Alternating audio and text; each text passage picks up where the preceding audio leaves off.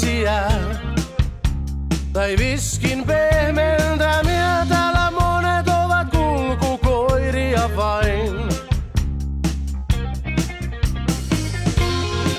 Joiden aika kulukkaa, eikä ne kiinni saa siitä mikä on omaa.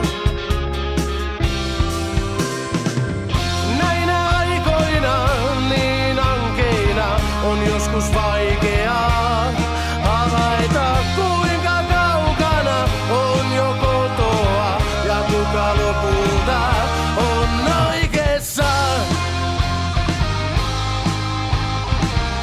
Kuka lopulta on oikeassa?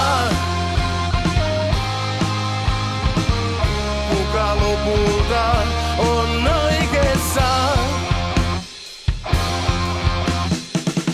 Täällä monet ovat liian avokätisiä tai aivan liian itsekkäitä. Täällä monet ovat koristeina vain.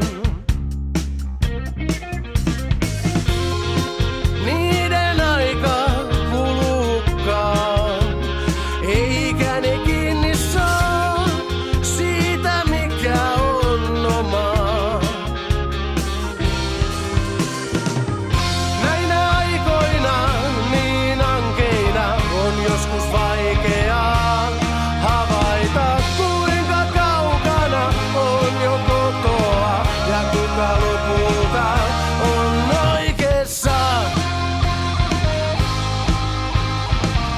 Kuka lopulta on oikeassa?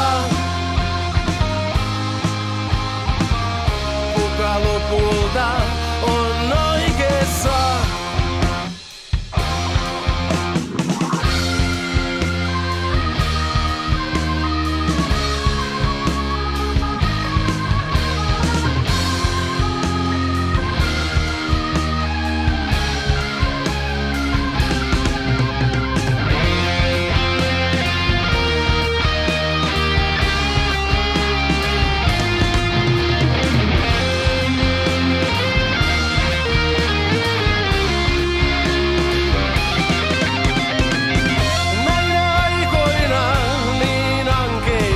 On joskus vaikeaa havaita kuinka kaukana on jo kotoa ja kuka lopulta on oikeassa.